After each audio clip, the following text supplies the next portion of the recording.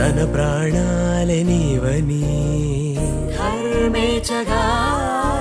తన మనసంత నీదని అర్థేచగా తన వలపంత నీకని